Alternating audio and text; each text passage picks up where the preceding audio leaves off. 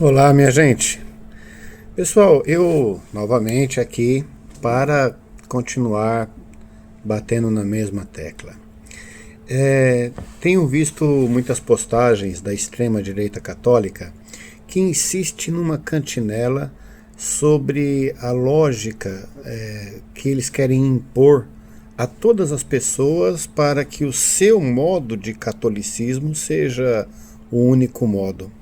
Essas pessoas não compreenderam definitivamente o que significa ser católico e muito menos o que significa ser cristão.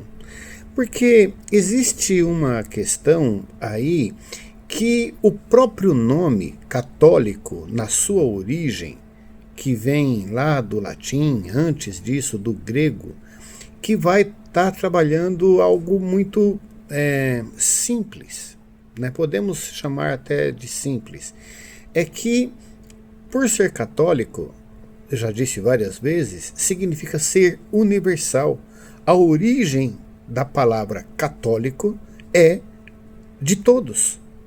Ou seja, todas as concepções do cristianismo podem estar dentro do catolicismo.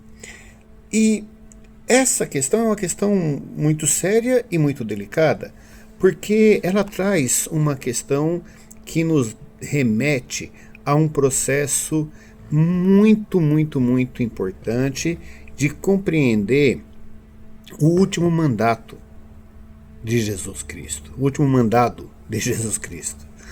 Jesus Cristo nos faz uma intimação. Já não pede para que nós amemos uns aos outros como amamos a nós próprios, mas pede para que nós amemos uns aos outros como Ele nos amou. Essa é uma diferença substancial, porque a proposta dessas pessoas é amar como elas amam. A proposta de Jesus é muito mais profunda e muito mais comprometedora. A proposta de Jesus nos chama a amar como Ele amou, a seguir os passos que Ele deu, a construir pontes, a construir relacionamentos diante da fé, que sejam exemplos de caridade, que sejam exemplos de acolhida, que estabeleçam uma ação muito concreta em torno daquilo que nós queremos oferecer, estar a serviço e não ser servido. Estar diante das pessoas e aceitá-las do jeito que elas são. E não impor o meu jeito de ser para o outro. Se eu não compreender isso, eu não compreendo o que Jesus fez durante toda a sua vida. Mas, particularmente, podemos falar de duas situações. Uma, a questão das mulheres. Embora o tempo em que a Bíblia foi escrita e a forma como ela foi repassada nos mostra ainda a questão dos 12 apóstolos como se fossem apenas 12 homens que seguissem Jesus. Não. Primeiro que havia muitas mulheres. Aliás, no livro do Ato dos Apóstolos se determina e se mostra que tem até, acreditem, sacerdotisa. Já que naquele tempo e naquele lugar, a grande novidade do cristianismo era justamente a acolhida daqueles que não eram apenas judeus. Eles estavam um passo além. Compreenderam que o chamado de Jesus é para todos.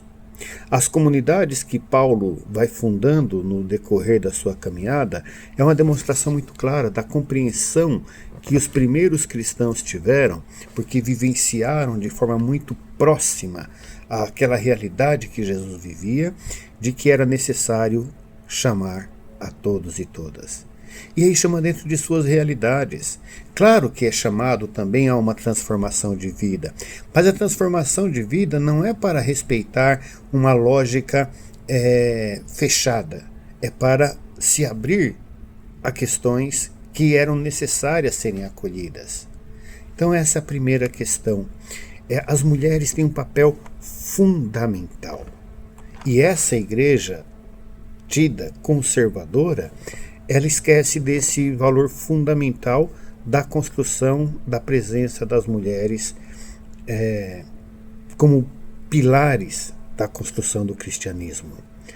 A segunda questão está em compreender o que Jesus nos disse quando ele vai dialogar com a samaritana, quando ele vai dizer a necessidade que temos de nos aproximar daqueles que são diferentes, mas que devem ser respeitadas essas suas realidades.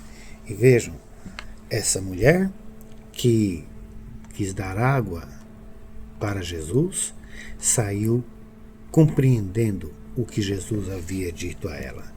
E nesse acreditar, e nessa mudança, e nesse comportamento está o segredo, então, dessa nossa perspectiva que tem tanta dificuldade desse pessoal aceitar. E não aceitam por conveniência, e não aceitam por poder, e não aceitam porque querem ser os primeiros. E esquecem que a base fundamental dessa construção é a base do amor ao próximo. E no amor ao próximo, não são direcionado àqueles que são fácil de amar. Não é direcionado àqueles que têm afetividade simples, né? É fácil gostar de algumas pessoas e é tão difícil gostar daquelas que têm mais dificuldade. Mas é justamente a essas que o médico veio curar.